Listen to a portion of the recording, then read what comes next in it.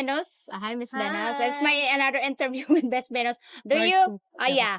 Would you give me permission to interview you, and we'll post this in YouTube?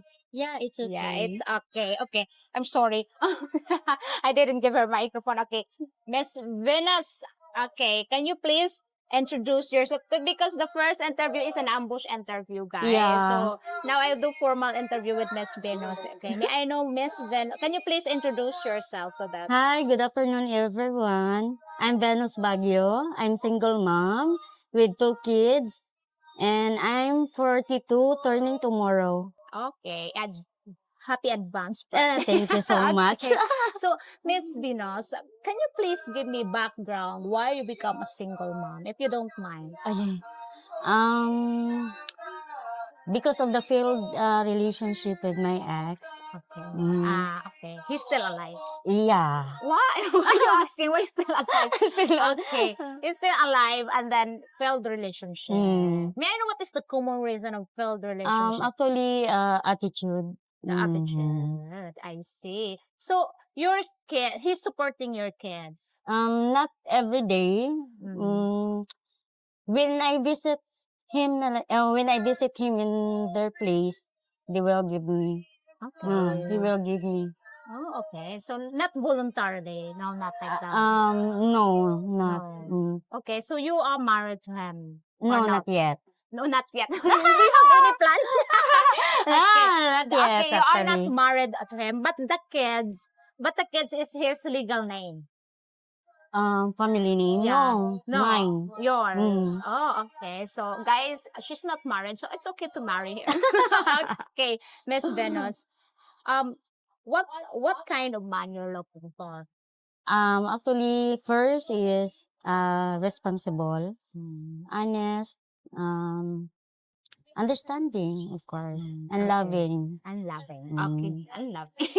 Okay. Any age bracket? Age, actually, no age limit. No age limit. As long It as you're doesn't breathing. matter. As long as it's breathing. Okay. Yeah. Okay.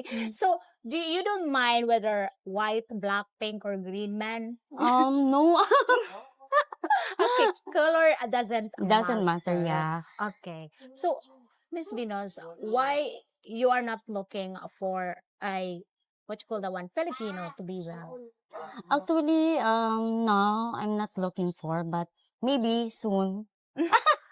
Maybe soon, but you prefer Yeah, foreigner. prefer. Yeah. May I know why you prefer foreigner this time? Actually, for me, foreigner is very matured enough to handle relationship like that. Mm-hmm. But based on what you see on social media and based on what you hear about foreigner, what is the positive and negative thoughts? For the foreigner. No, for Mickey Mouse.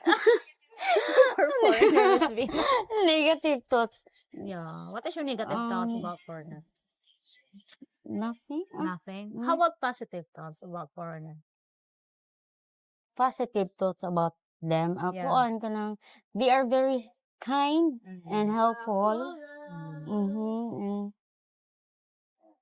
For me, I think they love kids also. Oh, yes. That's the number one thing. They love kids.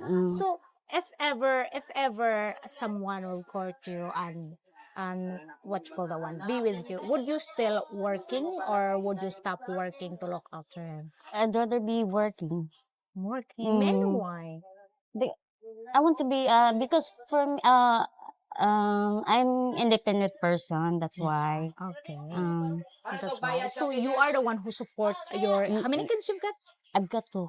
So you are the one who support your 2 kids in Yes. school. Yes. Okay. So they are in high school or still in grade My school? youngest is kinder, Oh, and wow, my okay. eldest is college, second year college. Yeah. So you are the one who supporting them. No, the father also, like Father, half. Okay. So how hard being a single mom? For me, hard. Not so hard because I can manage. I can manage. To take care of my children and Also take care of their needs. all Like of their that. needs. Yeah. Oh, To budget all their needs like that. okay. Time. So how long you been a single mom? I think 5 years. 5 years. Mm-hmm. And before, after that 5 years, sorry, after you broke up, he's still seeing the kids regularly, Not regularly. not regularly. Mm-mm. So what would Occasionally like that. occasionally? Mm-mm. So what would your kids feel that they don't see their father that much? Mm, maybe they miss them. Yeah. They miss him, and then they always say that, "Mama, I miss my papa," like that. Okay. So how about you? Did you miss your ex? Chika. Dili na. No, No, no. not at all. Oh, not at all. So if, cause like this, there's was some Filipinas who's still holding on. Like if he come back for the kids, I will do it. Would you be like that? If he come back for the kids, you will do it Only for the kids, no. only for the kids. I don't like. So you're looking for the future. Yeah, yes. Yes. So you're Because that's hoping. the important thing. No, that is very important thing. So you're hoping that someone will come along and take your kids like that. Okay, one good thing because you are not married. So, that is a one good thing because it's so hard to be with a Filipina who's already married with Filipino ex like that. Yeah, I exactly. always say my viewers like don't involve with a married woman. 'Cause even though she is single, because she's still married technically, isn't it? Yeah, it's hard. Yeah, it's hard also. So, what is your message to this gentleman watching there? Because my beloved subscribers always giving you a very, very wonderful comment. So, Miss Venus, what is your message to those gentlemen who's looking for real Filipina, real love? Just be yourself. Just love. If you have in a relationship, just love your partner. Give time to them and be true to yourself like that. Oh, okay. So, Miss Venus, what is the red flag of a man? It's a red flag, ha? What's a red flag, day? Yeah, kanang mga fault nga nga dapat di kayan.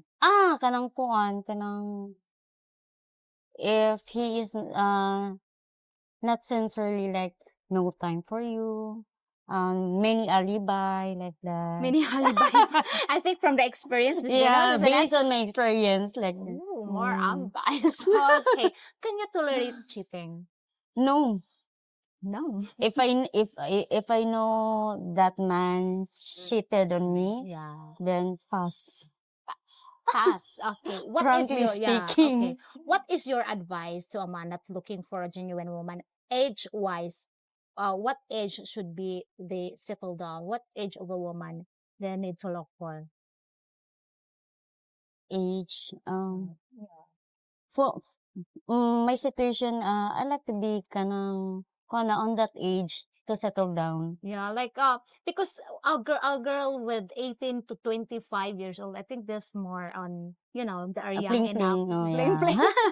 She's pling pling. So 26 years old and up, it's good Yeah, to settle yeah. down. Okay. So what is your advice to the man who's looking for a woman? What is the red flag of a woman that you need to avoid?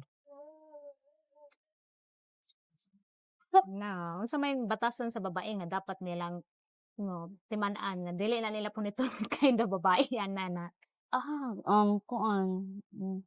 Kanang maldita. Like, Maldita. Ano pa man? Maldita. Like she's always self-centered like that. The attention is selfish mine. like that. Selfish like that. Guys, don't get selfish.